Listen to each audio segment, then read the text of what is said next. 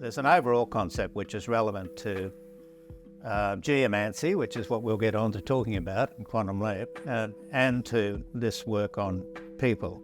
And it's called Lifeforce energy, or in other cultures, prana or chi or quam, I think. There's quite a few different names, but in essence, it's the way I describe it is it's the efficiency with which the energy that circulates throughout the body is actually operating. And you can scale it at 1 to 10, or you can scale it on what's called a scale of biodynamic frequency. But in any case, it can be less than optimum. And that's the starting point for us in this work, in working with people. Where does the life force energy sit? That was Gary McDouall, and you're listening to The Regenerative Journey. From wherever we are, we acknowledge the traditional custodians of country throughout Australia, recognising their continuing connection to this land, its waterways, the stars in the skies since time immemorial. We pay our respects to the elders, knowledge holders, and to all the generations of First Nations peoples who have nurtured their unceded sovereign lands for over 80,000 years and continue to do so today. G'day, I'm your host Charlie Arnott, an 8th generational Australian regenerative farmer. And in this podcast series, I'll be diving deep and exploring my guests' unique perspectives on the world so you can apply their experience and knowledge to cultivate your own transition to a more regenerative way of life.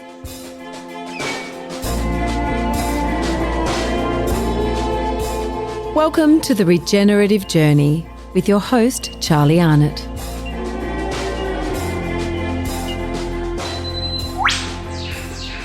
G'day, welcome back to The Regenerative Journey, and welcome to a wonderful interview with Gary McDouall. I've known Gary for some time now, having met him at a series of vibrational kinesiology workshops and training courses called the Dawson Program many years ago, probably 16 years ago now.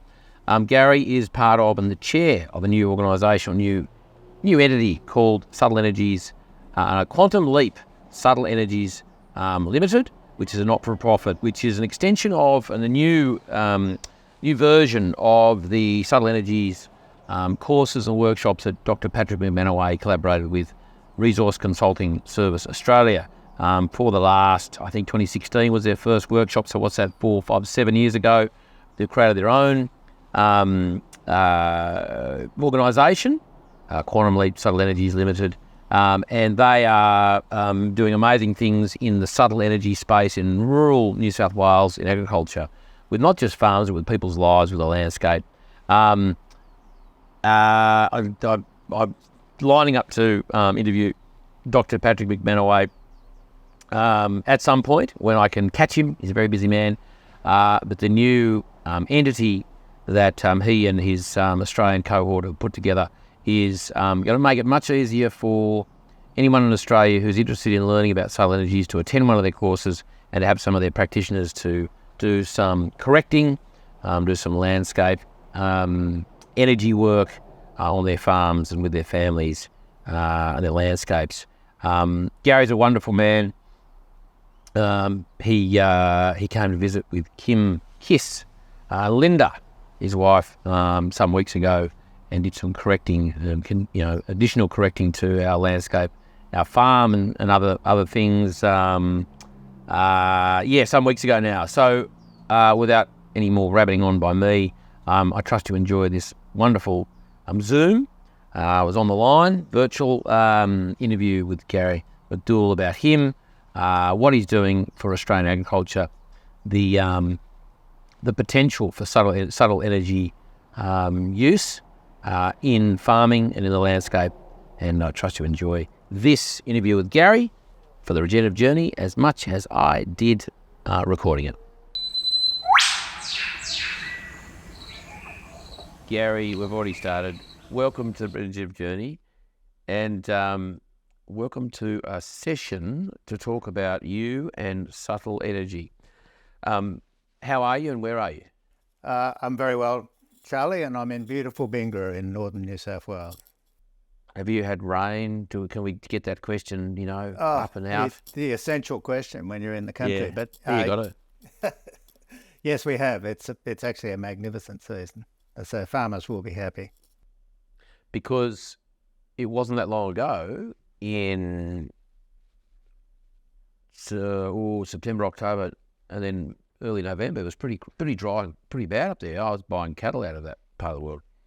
Well, it was. How much of that was just people being petrified that we were in for a repeat of 2019 to 21? I don't know. In retrospect, it really was just a dry spell, and we've had plenty of those, certainly over all the years that we were farming. Yeah, that's good. Well, we're going to get into your years of farming too. Gary, so where did it all start? Where did Gary kind of appear in the world? Let's go there, straight to that. So I'm born and brought up in the country, up in this part of the world. Then went away to school and university. Did an economics degree at Sydney Uni. Met my wife Linda at uni, and so we've been together for about 55 years, I think. Wow, good or on you. thereabouts, which is not a bad innings, and incredibly lucky to meet your life's partner so early on, and for it all to work as well as it has. Both of us came from a rural background. Neither of us had any intention, really, of going back to the bush. And I didn't actually really enjoy the land all that much when I was a kid. So I was quite happy to go away to school. And then I got involved in finance and merchant banking in Sydney, then in London for 4 years. Then back to Sydney again. I ran my own business broadly in that area for about 6 or 7 years. And then when we had 2 small boys, we started to think about their upbringing. And all of a sudden, on the way back from a holiday, I said to Linda that I don't think I want to go back to Sydney much. And she said, well, I've been thinking the same thing. And that was the start of a conversation that really only took about 6 months. And we had a bit of a window of opportunity. We'd actually done reasonably well in Sydney. We accumulated enough to buy another property, which is what we did. And we bought a property up in this part of the world that dovetailed in with the family interests. And so that gave us a combination of independence and scale, and set us up fairly well, really, for what then turned out to be about 35 years as a farmer. And tell me, getting just back to your comments there about when you were a child, you didn't really like farming. Can you remember why not? Was that what was the issue you had? I think I found it not exciting enough, and partly that was because in those days a task would be identified and it seemed to be all you did for the ensuing 2 or 3 weeks, whether it was cutting saffron thistles by hand, a lot of sheep work. We were predominantly sheep back in those days. And yeah, I used to love herring around after cattle, but they were relatively minor enterprise for us. And so, yeah, I just couldn't get excited by it, and remained really unexcited until we decided to come back. But what I found in Sydney, so I was in the consulting business effectively, and that can be very exciting, but it's not actually, in most cases, creating something tangible. And I found, and over that period, I think we renovated about 3 houses, and I found that I was getting as much, if not more, satisfaction out of that tangible, hands-on work and seeing a sort of a physical outcome as I was with the more intellectual rigour and excitement, I suppose, of the consulting work. So I thought, well, if that excites me, maybe farming will. And it did. It turned out to be exactly the right move, and a fantastic move for the kids. Like our boys would be very, very different characters if they'd been brought up in Sydney. What were the elements of the farming life that you think, did it bring out certain parts of them, their character, or what? Just dive into that a bit. I mean, I don't disagree, but I'm just interested on your take. What did you see or not see? I think probably the most important thing is that if you're a child on a farm, you can be given incredible responsibility very early on. If your father or parents are doctors and lawyers or Indian chiefs, it's very, very hard. Son come along here and hold a scalpel. But on the farm, I mean, I can remember kids when they were very, very young, sitting in behind big mobs of cattle on horses with the responsibility of bringing those in. And that's sort of stuff I think is priceless, really, in terms of building character. Were there any times when you or Linda thought, oh, maybe there's too much character being built? Well, no. And in fact, the boys, like, they grew through all of those years, and we're very, like, they've done remarkably well in their lives since then, and we're incredibly proud of them. I don't think, well, certainly they would have had a very different pathway through life. They have both actually become farmers, but their farming interests are relatively small compared with their other activity. But they've still got their farming kick. Did, when you went back to the farm, knowing that when you were there growing up as a child, that there were lots of elements of it that were not exciting, did you consciously go, right, I'm just not going to do 2 weeks of bird chipping, or I'm just not going to do the same style of farming? What was the bit you had to get over or not do the same way? Well, that certainly. So, yeah, we made a conscious decision to vary the workload, particularly as far as it involved the boys. And so it became relatively exciting compared with when I was being brought up. And that predated our sort of move into regenerative farming. So we went back into a family entity. We had that independence in having our own farm, but we still ran it all in the early days because we had a lot to learn. I'd left for boarding school when I was 10, and so it was a 24-year gap before we came back. So we did have a lot to learn, but fairly quickly we decided that there had to be a better way of doing many of the things that we were doing. And what were some of the telltale signs or the symptoms that prompted you to change? Well, the thing that really prompted me to change was to going and doing a grazing for profit school, which all of a sudden triggered a whole pile of light bulb moments. But those light bulb moments were meaningful because we'd had by that stage probably about 5 years or 6 years of doing things conventionally, and saw all of the challenges that I believe conventional farming leads us to.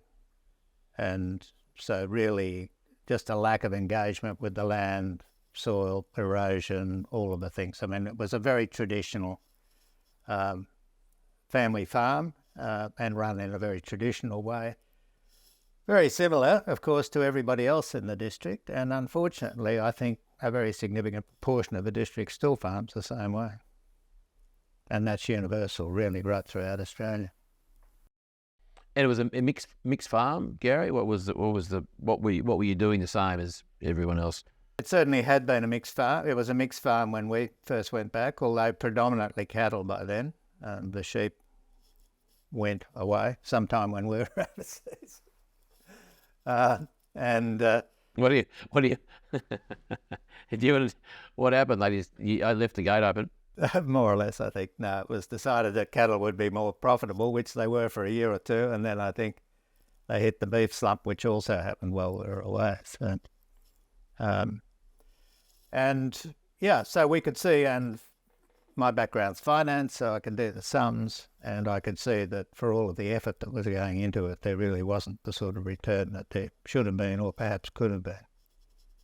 And what prompted you to do GFP? Was it just an ad in the paper, or a mate said you should do it? What was the catalyst there? I can't remember exactly, but I do know that I made the mistake that we've not repeated ever since, which was that I went off without Linda. And it was a week.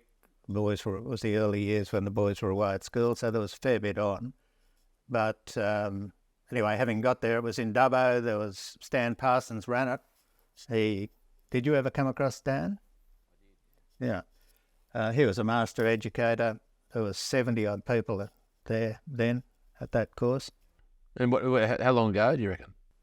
92, probably. 91, 92. It was one of the very early ones, and it was actually the first one at which Terry McCosker did a session. Really? So, yeah, right. It was Terry's first foray into actually teaching the GFP. Wow, But he cool. only did, I think Stan might have allowed him a couple of hours. He'd have done ruminant nutrition, wouldn't he? Even then, yes, that was his passion because that was his background.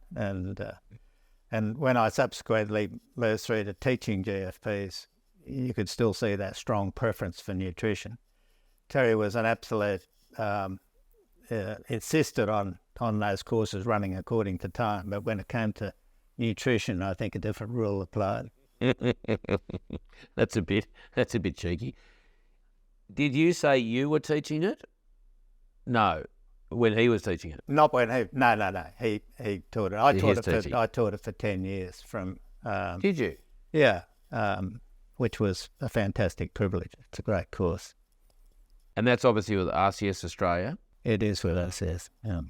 Wow, I didn't know you did that. That's fantastic. Well, you joined a long list of, pretty cool people who've been the facilitators of that. That you and those others on the list have changed a lot of lives in Australia.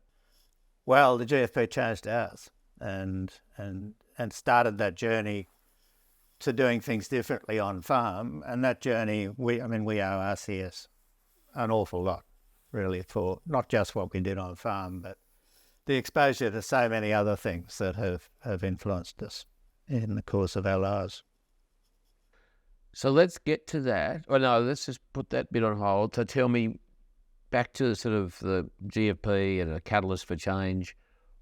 What were the next sort of steps when you got home? What did you do, and kind of what path did you start leading yourself down into this crazy world of regenerative farming? Well, at around about the same time, we'd been through that bout of succession. So my father, he was still there, but he stepped back from the day-to-day management. We effectively split the assets, the farming assets, between my brother and myself, and so we then had the independence to do things differently. We'd always had that to a degree because we owned our own farm. But so there was a little bit of persuasion of my father. My brother was doing his own thing, and he continued along pretty much the same sort of track. But Dad was very open to change, and so it worked. And so grazing management was probably the first thing that we addressed, and that, as you know, is the big one, getting water in particular, and wire. We were running around about sort of 12 to 14,000 DSCs, so it was a reasonable sort of an operation, and quite a lot of money back then to set it all up. But we did, and we saw some dramatic changes, as anybody who's done that will attest to that. What did you see for those who haven't had the first-hand experience of that? Oh, incredible increases in ground cover, growth. We weren't the best grazing managers in the world, but I think we did a reasonable sort of a job. And productivity probably maintained, not necessarily increased, but cost of production dramatically lower. Because concurrently with that, we withdrew from the things that were features of our high production model beforehand, which is the planting of oats and the cycle between oats and so-called improved crops being predominantly lucerne-based pastures. So we moved away from all of that, and we took a conscious decision to go back to native grasses, which was regarded as very peculiar at the Upper Horton Sports Club. Is that you actually sowed? You were sowing native pastures, or you just let them? We let them evolve, and in most cases that transformation took place very quickly, sufficient to say, well, wow, this is amazing. The heavier country, we had about 1,000 acres. I'm still in acres on Yarraman, which was the property that we'd bought, which was much heavier country, and it was slower to change, but when it did, it changed very, very quickly as well.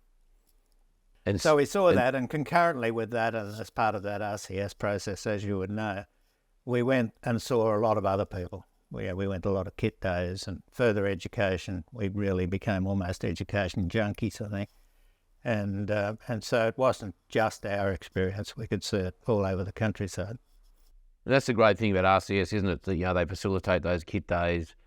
I mean, they're doing a lot more education, different kind of levels and platforms for doing that. But, back then, and certainly when I did GFP and the, next couple of years, the support from them was invaluable. And that was the most valuable thing I found, was going to someone's farm and seeing what they're doing and swapping yarns and ideas, and it was just and finding my tribe. Well, I think that tribe thing's very important, as you would know if you're in a traditional sort of society. I've mentioned the Upper Horton Sports Club. I shouldn't mention them again. They won't be listening to this. No. We'll make sure they don't. But yes, to associate with like-minded people, or not like-minded, sort of does suggest that you're all of a tribe. What we found was that we found a lot of people who were challenging the norm and looking for ways of doing things better. And that's what we found exciting. And in all of that and all of that exposure, you found your own way of doing things. And the way each person on that journey does things is different from somebody else, because their asset base and farms are fundamentally different. Now, talking about challenging the norm, let's get to, I guess, one of the a current stage of your life, or a chapter in your farming journey, was subtle energy. Tell us how you introduced to that and how and why. So the first experiment, and again, this is part of the many different things we've been introduced to through RCS. We've been members of an RCS group called Growth Link that I think you're familiar with. And it's just a group of people who've been through the RCS courses and like the idea of getting together with other adventurously minded people. And Peter and Anne Downey, you may know, have you ever interviewed Peter? No, but that's a great idea if I get to Tassie. Yeah. So Peter and Anne Downey, I think they're the largest landholders in Tasmania now. They were members of GrowthLink at the time, and they'd had exposure to this extraordinary character and program called the Dawson Program. And they came to GrowthLink and gave just a brief introduction and asked the group whether they wanted a more detailed explanation. The group said, yes, that sounds fantastic. And Linda and I came to that next meeting. And as with this work, it's always good to have a few exhibits. And Linda and I got selected by Peter as exhibits A and B, because although we didn't know it, we were very significantly out of alignment. And half an hour of that work with Pete in front of the crowd just changed my life. Me in particular, Linda probably to a lesser degree at that time. But physically, I had a lower back problem. Most farmers will sort of relate to that. But mine was sufficiently serious to wonder whether I could continue farming, and I'd go off to a chiropractor or a physio. Well, at least once a month, I'd try to restrict it to that. But it would only last 2 or 3 days, and then it'd be back again. And half an hour of this work, energy work, and I've never been to a chiropractor or a physio ever since. And that's about 24 years ago. But also those who knew me, and particularly those observant GrowthLink members, just could not believe the change in sort of attitude, behaviour and clarity of thought and all of those things. I mean, I could not have gone on and taught GFPs if I had been as I was before this work. And so when you get that sort of personal experience, it makes you just want to learn more, which is what both Linda and I then did. For those who don't know the Dawson program or what that was involved, without going into all the detail, tell us what was the modality or the kind of some of the principles behind it. Because Angelica and I have done the Dawson program, practitioner training years ago. It was actually just before we got married, so that's how many. Better look at the date. That's that a date is you should remember. 17. My wedding, I remember. The date we did the course, I don't know. It was, about 17 years ago. Right. And whilst we haven't gone on to, be practitioners as such, it was a wonderful foundation. So, just tell us about, I guess what you experienced and some of the, what Pete actually did, So effectively, the Dawson program is another modality in the subtle energy space, and there are a number of them, things like Reiki and Bowen and so on, acupuncture, all work with energy in various and different ways. The guy who put the program together, Cam Dawson, he became intrigued as a result of some work he did with an energy healer in Indonesia, I think it might have been. He became intrigued by this whole area, and he spent the last 35, 40 years of his life just trying to understand this work in societies all around the world. And energy work is fundamental to indigenous societies everywhere. And it's extraordinary as you travel and explore it in different countries, how similar it is, how people call different things different names, but fundamentally it's all the same sort of work. And Cam had Peter and Anne had been to see him. They had some challenges in their business and their family health and those sorts of things. And the work that he did just made an enormous difference to them. And so Pete's a lawyer, Anne's a teacher. They pretty much recorded everything that they learned. And subsequently, when Cam died, he was in very poor health when he first became exposed to this and lived probably longer than he might have otherwise. But Pete and Anne had enough information there to be able to put together a teachable protocol. And the work had been so valuable to them and their family, and they'd built an association with Cam Dawson and his family, that they felt that they should carry it on. And they undertook to teach initially 100 people what they knew. And I think in the end there was about 140 before they took a break. Incidentally, Pete's back doing some more of it now. Is that right? That's cool. And so kinesiology, vibrational kinesiology is a big part of that? Yeah, so the essence of it is that we, people, like every other thing in the world, are made up of energy. And energy works in fields and waves, and those fields and waves, as I've said, they're called slightly different things in different parts of the world, but they're all in essence the same and have been well recognised for thousands of years in many cases. And those fields and waves can get distorted for a variety of reasons. Often it's emotional, probably more often than not it's emotional, but it can be physical shock or toxic shock. And the change in the energy balances will affect the physical body and will affect thought patterns, all sorts of things.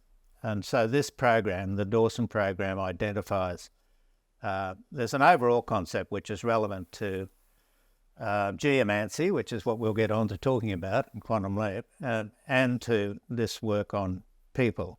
And it's called Lifeforce energy, or in other cultures, prana or chi or quam, I think. There's quite a few different names, but in essence, it's the way I describe it is it's the efficiency with which the energy that circulates throughout the body is actually operating.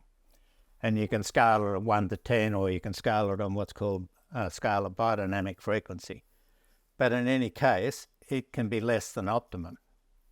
And that's the starting point for us in this work, in working with people. Where does the life force energy sit? And in my case, for example, a full optimum biodynamic frequency of the heart, which was, in my case, the organ with the lowest life force, is 77.67 or something like that. And mine was 14, so very, very low. So plenty of scope to improve it. So when we're doing this work, the idea, that gives you an indication, along with all sorts of physical checks and so on, and then you identify why, you seek to identify why that life force is lower.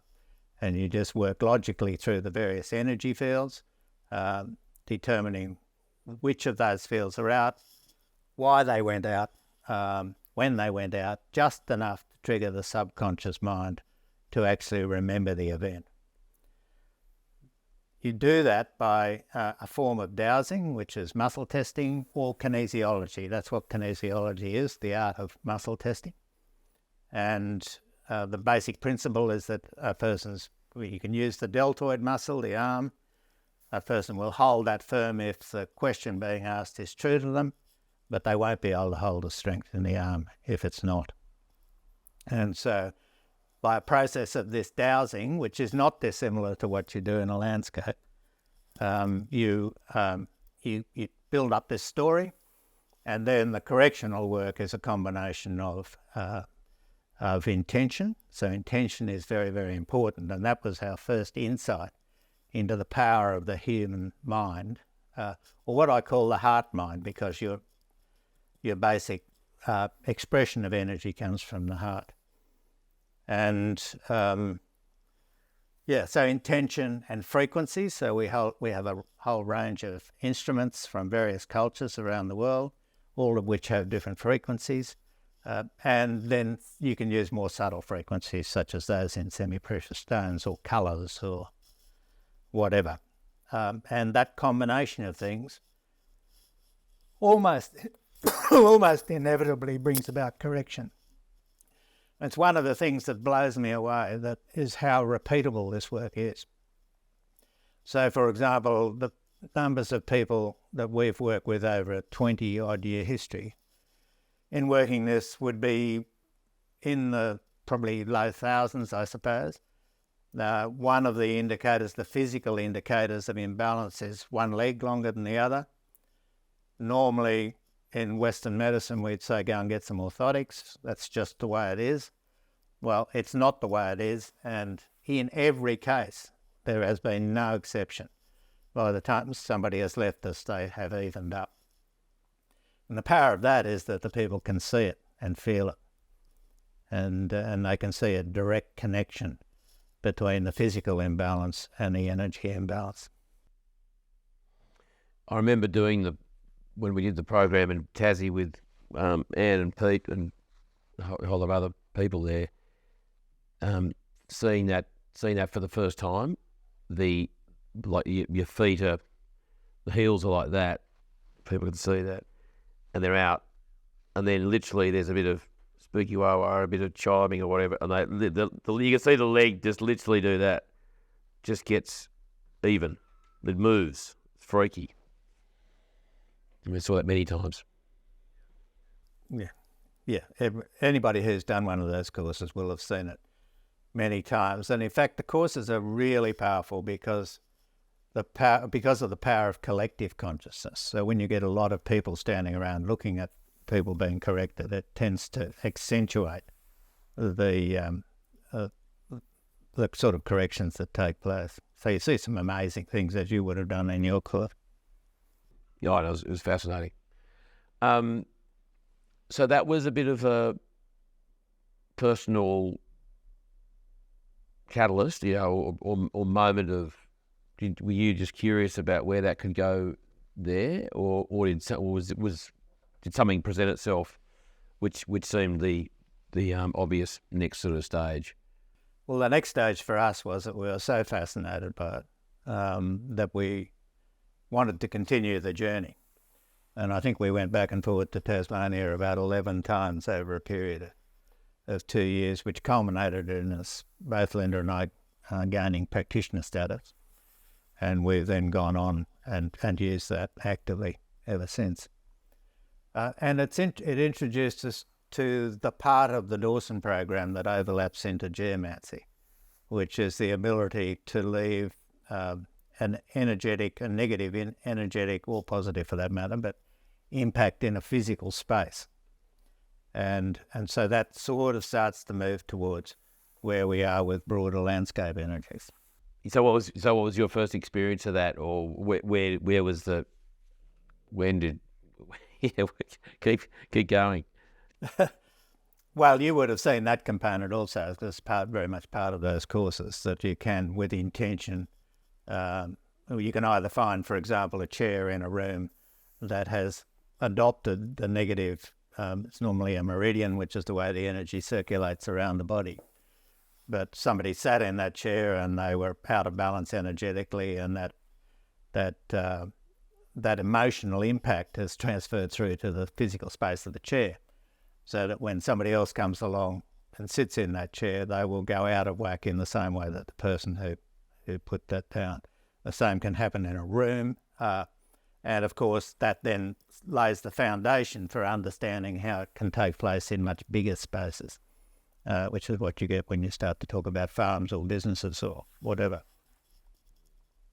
I remember at the course in Tassie, there was a incident, and it must have been in the evening of one of the days or the morning before we kicked off again, and we were delayed in getting into that room because Pete and Anne had picked up some bad energetics, and something had happened in that room the night before, the morning of, and we had to wait for them to clear the space, and they respectively didn't sort of say what happened, but that was kind of an additional part of the learning which wasn't part of the curriculum. It was like a real life situation that they said, look, we've got to clear the space before we can continue, which was great. And that's something that we now do, whether we're teaching energy work or anything else for that matter, all through those RCS years of teaching. We would always clear the space and fine tune it for the purpose for which we wanted it for the next 2 or 3 days or whatever it might be. Mm.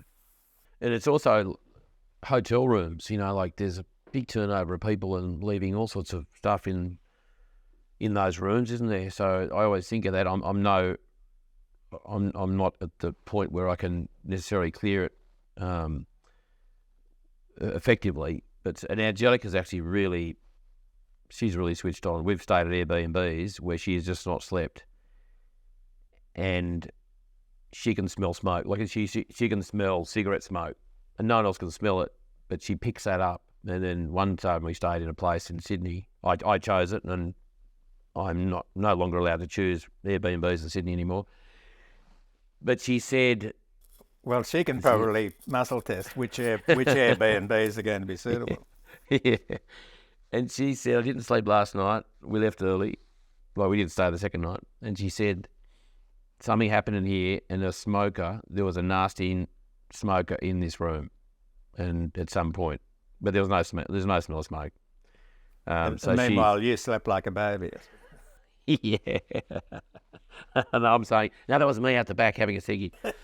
So that was sort of, she's very intuitive, and I probably do need to listen to her a bit more often. I go with my male brain, where she goes with her female heart a lot more, which is great, because I certainly need that balance. Tell me, Gary, where did it go from there? So you picked up the skills, the Dawson program practitioner, understood the relationship of those subtle energies that are in smaller places and in people.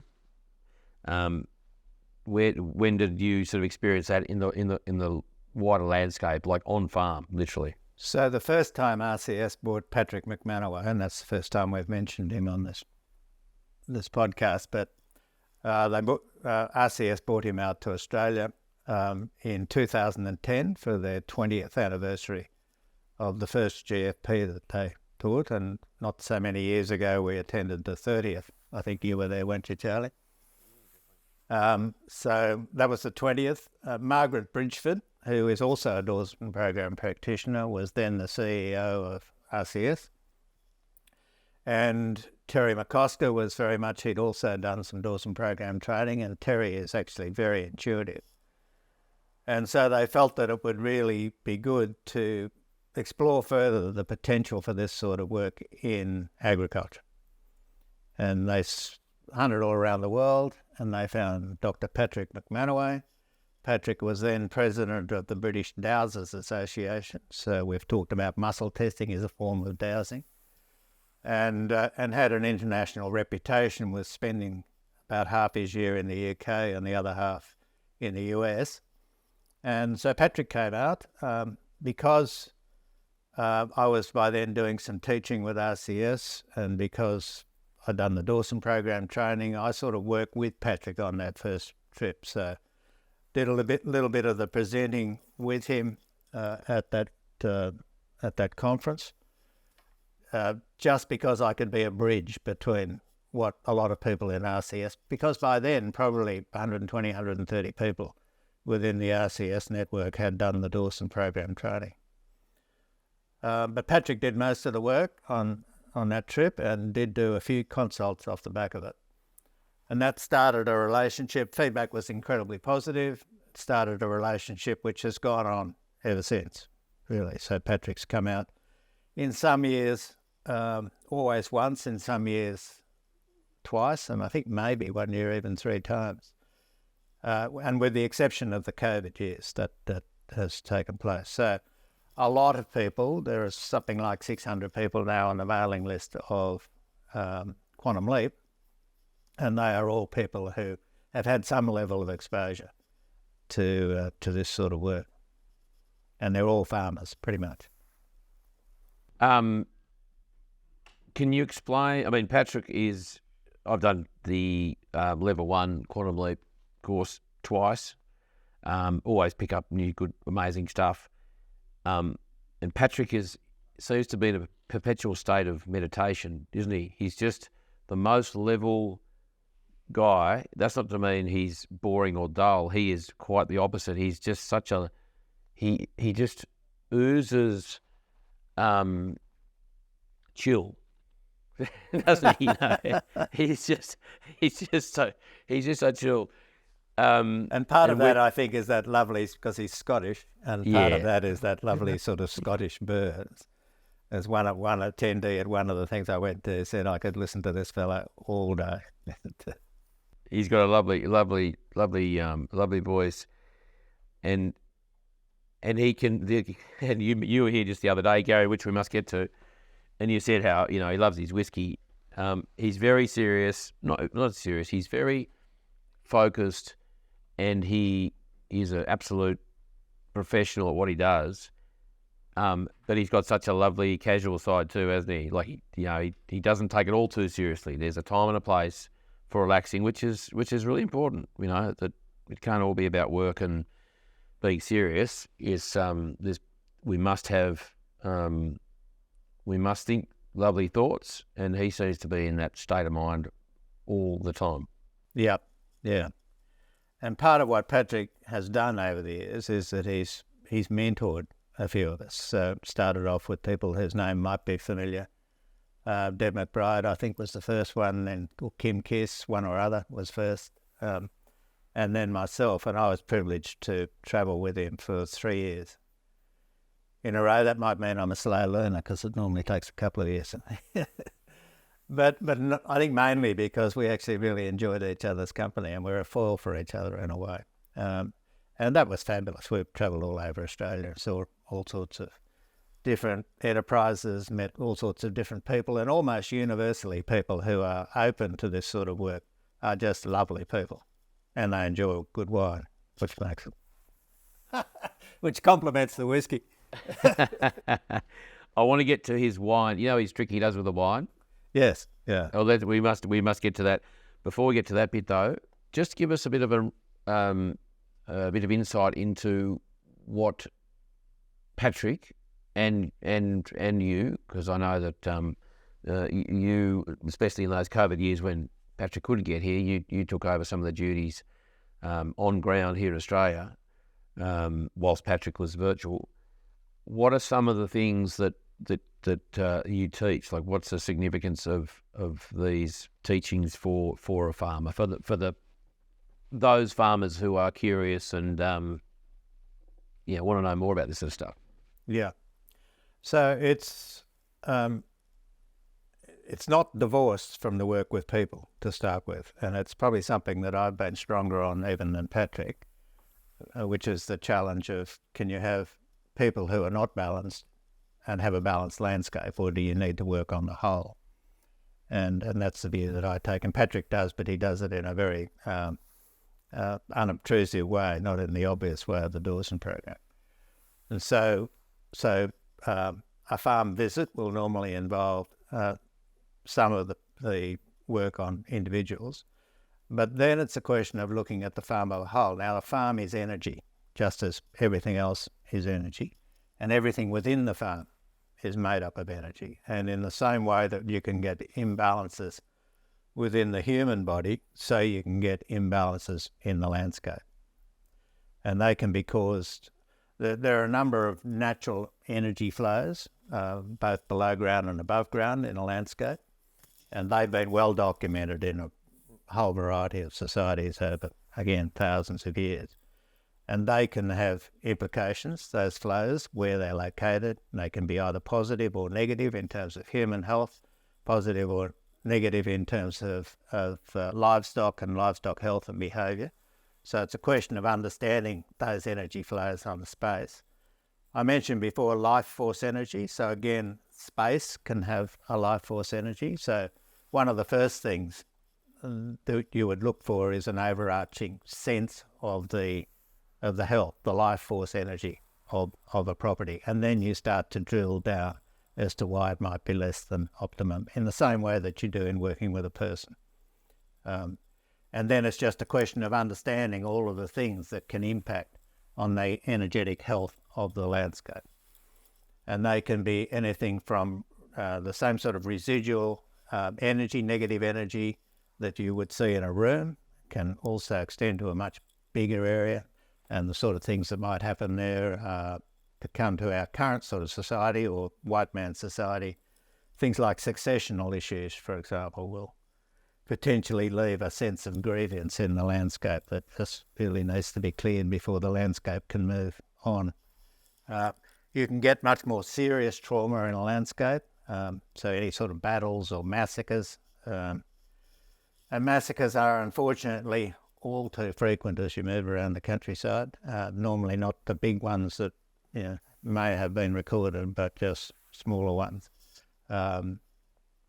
I have had one situation where there was actually a battle between two Aboriginal tribes that left a significant stain on the landscape. And a whole variety of other things, border disputes. There's quite a litany of things that we probably don't have time to go into here. But the process is to, again, identify what part of the whole of the property is actually impacted by whatever it might be that you've identified, what it is that's needed to correct it.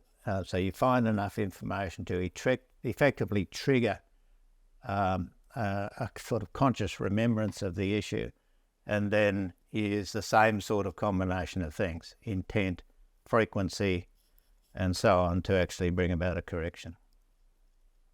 And the goal, as with people, is to lift the life force energy back to absolute optimum. That's the healing of hurts part of it. So the idea is you remove the hurt from the landscape, restore the life force energy. The next part of the program is to make sure that the property, if we're talking a farm, is absolutely fit for purpose.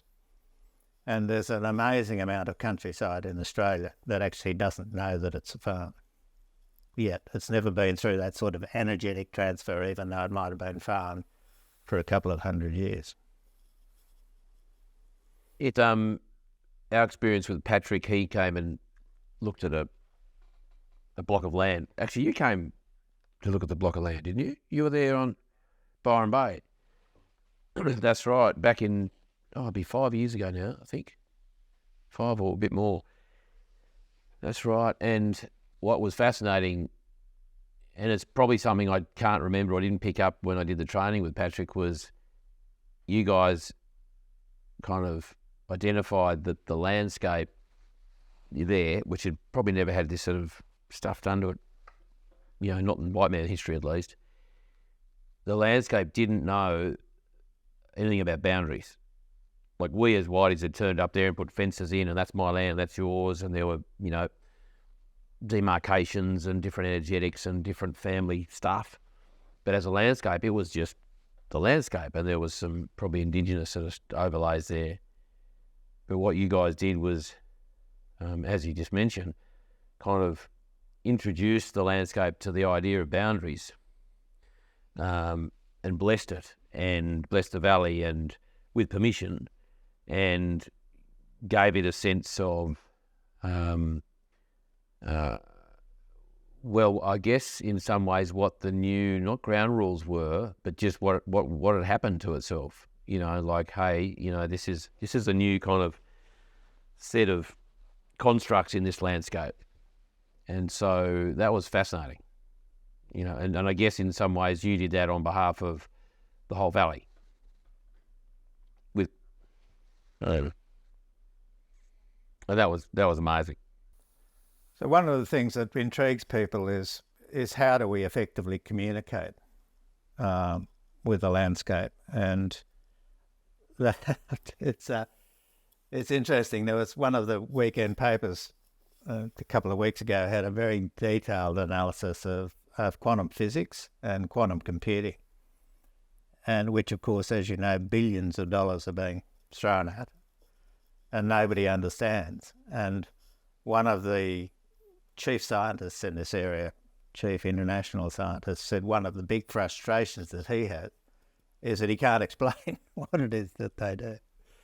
And it's a little bit, we're working in the same space. Quantum physics is working with all of the energy that is not the energetic frameworks that we can scientifically measure. And science, unfortunately, has said, well, if we can't measure it, then it doesn't exist. And so this whole area, which is, I think I saw a figure the other day that about 5% of the total energy that exists is actually on the electromagnetic spectrum, and we recognise it and use it. Most of it we can't see, but we've learned enough about it to measure it. And the other 95% is just there. And that's the 95% that quantum physics is attempting to get a handle on. And that's the 95% that societies for millennia have been recognising and working with. So we're made up of energy, as is everything else, and it's the interaction between those energy fields that enables communication to take place. And for it to work effectively as a practitioner or as the owner of land or whatever, we need to recognise that we're part of the whole. You can't do this work just from the head. You have to come back and feel that you're energetically embracing the landscape or the person that you're working with or the animals or whatever it might be. And then it's the interaction between those energy fields that enables effective communication. And so you guys were here, 3 weeks ago now? No, very recently. Thank you for allowing. Oh, look, it was all long overdue. Kim and Patrick had been here, I'd say 7 years ago, and it's one of those things. I guess for a long time I thought, they've been here, it's done, it's sorted out. Tracy Rosser, who we haven't mentioned yet, who's a wonderful Dawson program practitioner, facilitator. She had come here many, many years ago and found all sorts of interesting things. As you said, conflict and massacre and trading areas where there was no doubt conflict as well. And she did a lot of clearing, but it is somewhat of an ongoing thing, isn't it? Yeah, it's not set and forget it. Although generally when you deal with an issue in this work, it's dealt with. It doesn't tend to come up again. And so working with people, for example, in a first correction, you will normally deal with lots of historical stuff, inherited stuff through maybe to early childhood, and then that's dealt with.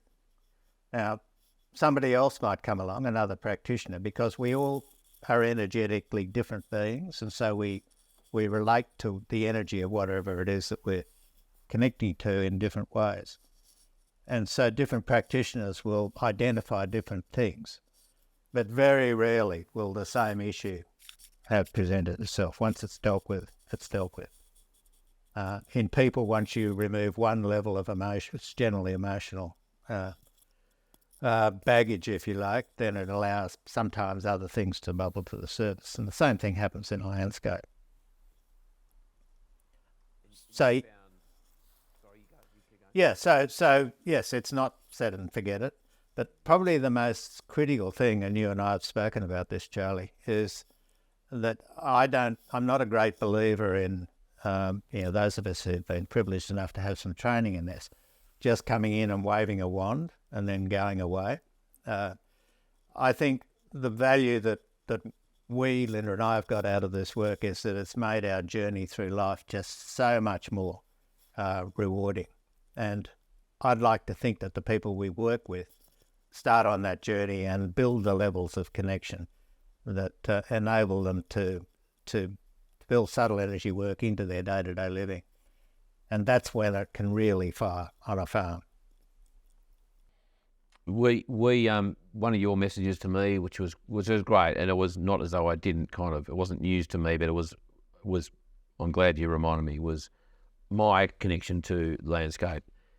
And I probably rabbit on about it to a whole lot of people and often mention it, but in reality, because of the nature of what I do and where I go and that sort of thing, and I guess a bit of a different role in what I do in this farm in the last couple of years, my connection with the landscape was not as strong as it was. And so if I can get the wording right, you've encouraged me to create a little mantra every morning, and it's something like this, if I can remember it. I bless this day with reverence and grace, and acknowledge the seen and unseen entities and energies, plants, animals, nature spirits and elementals, and all people who call this place home, past, present and future. I bless this day in this place with love, abundance, kindness and compassion. And that's my morning mantra. And gives me goosebumps just thinking about it, because it's, and also one of the things you reminded me of was, find a special place. Find it physically, but also, probably more importantly, find it in your mind at any point to check in, as a grounding sort of a grounding thought, a grounding intention. But it's so easy. It really is, isn't it? Yeah, it is easy. Probably the hardest thing is to get that mantra out of your head and into your heart so that you're actually connecting from here. And because in our society we run this linear, rational sort of approach to just about everything that we do, for which science has done many wonderful things, but that's probably not one of the good outcomes, that we've become less rounded human beings. But if we can get out of the head and really connect from here, and here's from where we connect. If we want to connect with landscape, it's from the heart. And so it's sort of a conscious transferring process to do that, come out of the head and into the heart. But it's the guts of it, really.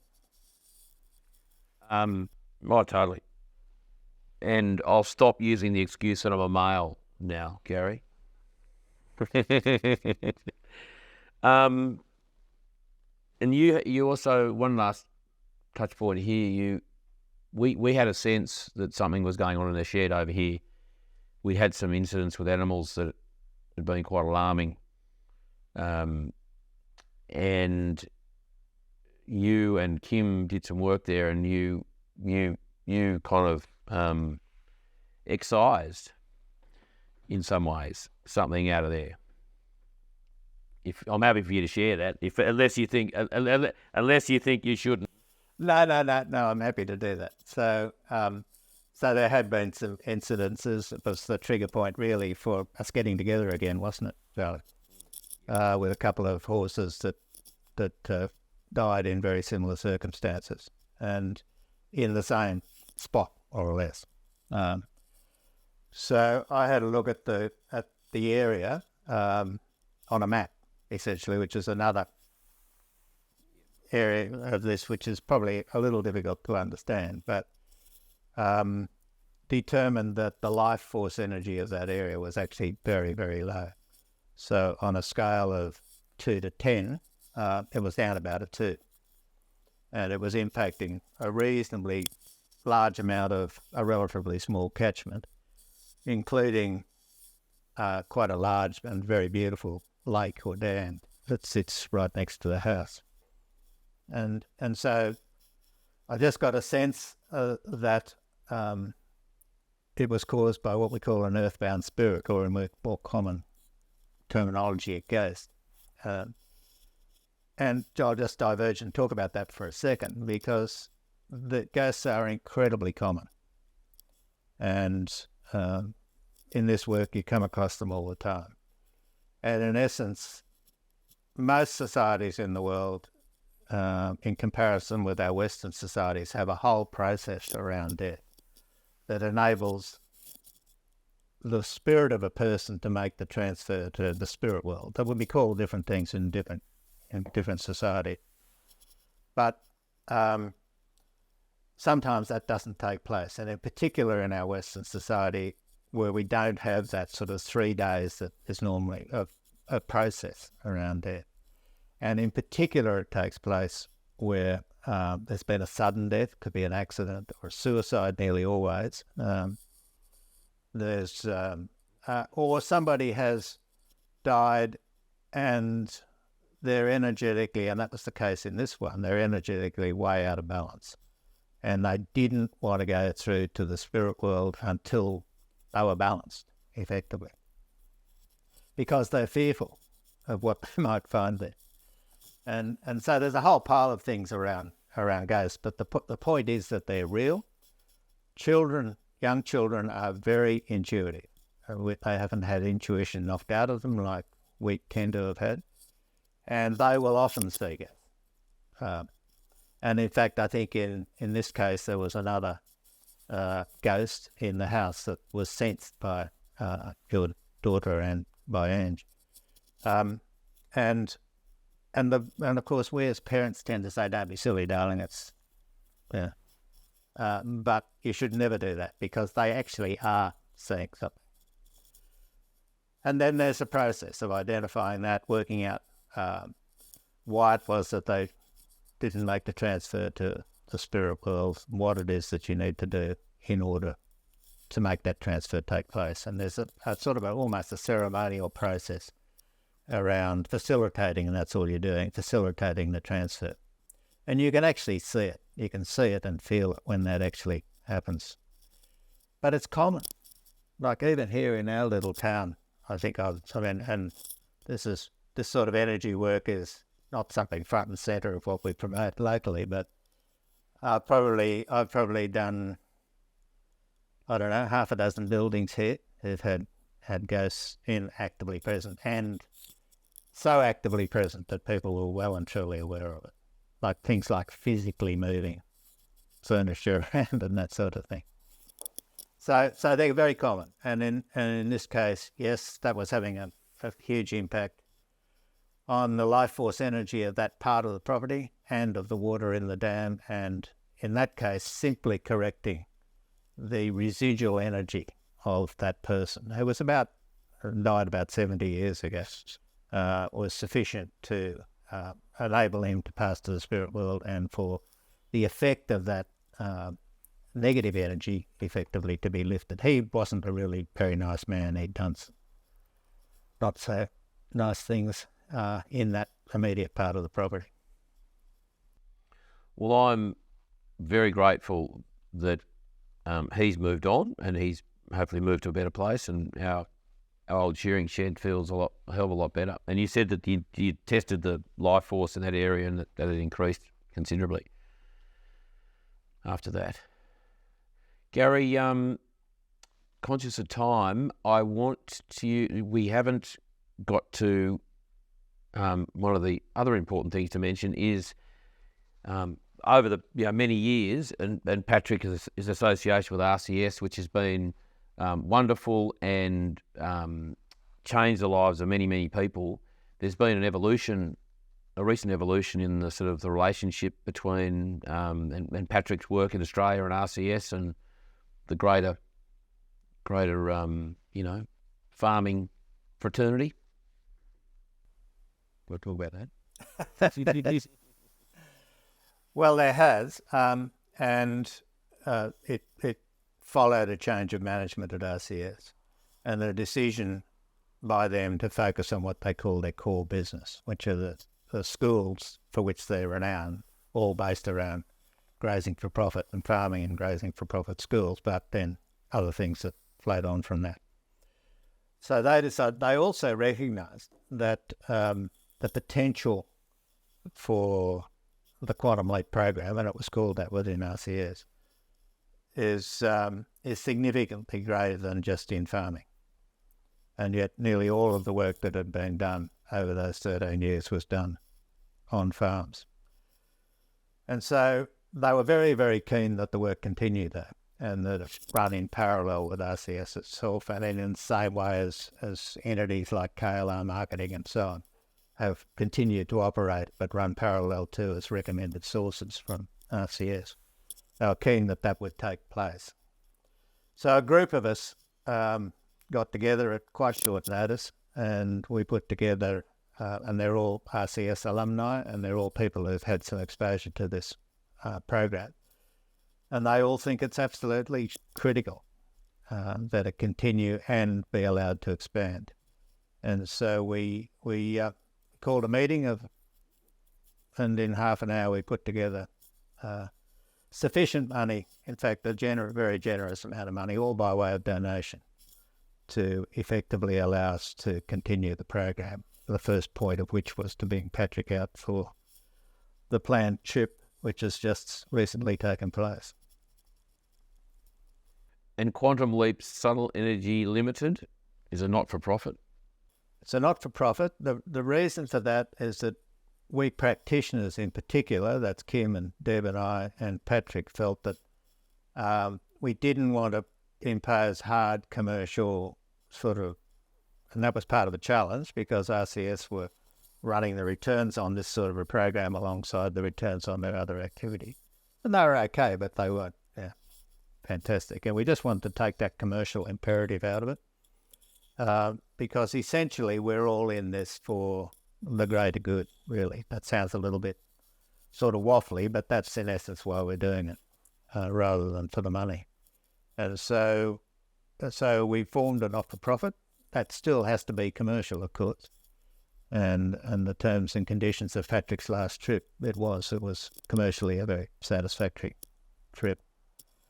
But and we formed a board, which is one of the really exciting things about that is the age of the people who are part of it. And essentially my role ended on the chair of it, but I just said, look, I'm here to help facilitate the transfer from RCS and facilitate the first couple of years, and then I'd be nothing more delighted than the younger people who are part of it to carry it on. And we're well on track to do that. There's some great young people who are involved in the board level. And I suspect we're now really looking at how we build the number of practitioners.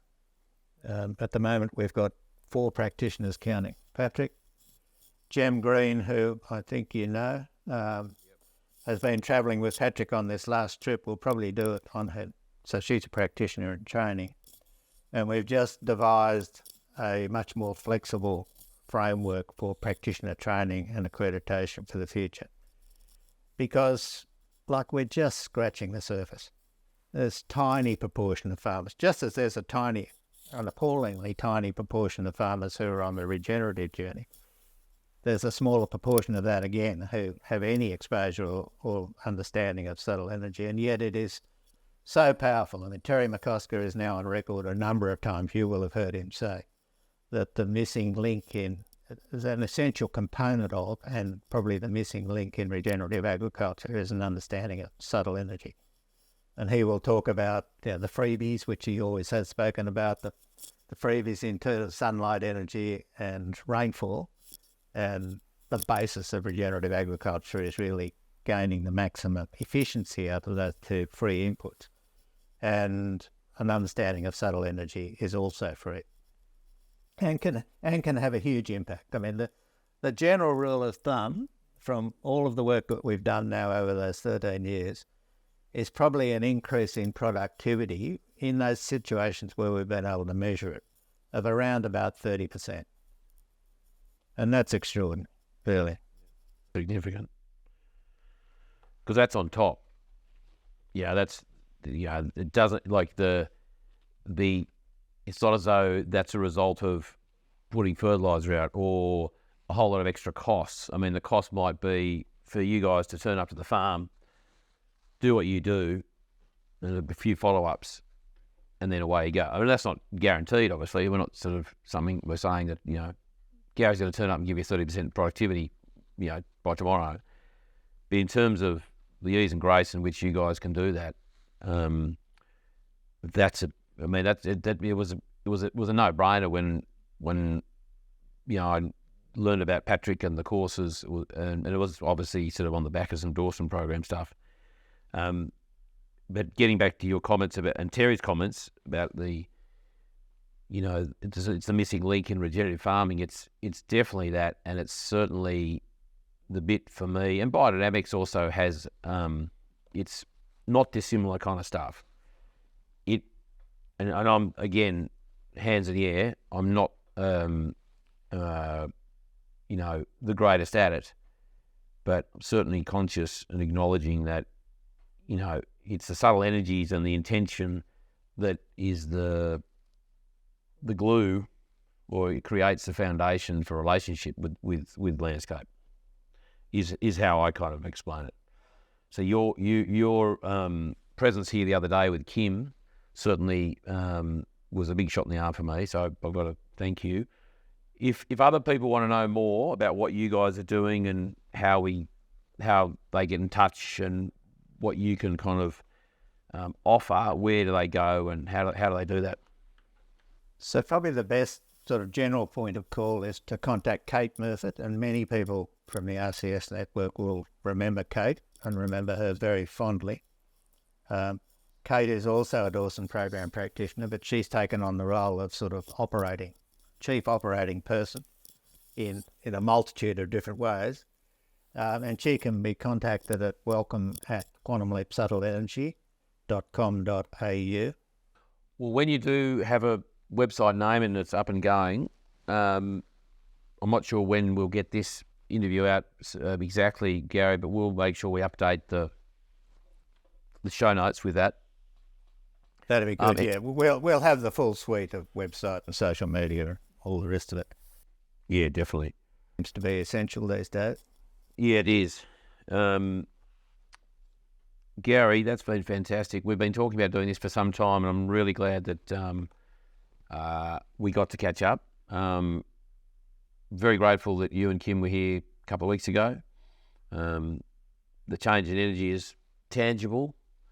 I wouldn't mind if you'd left a little more heat, in the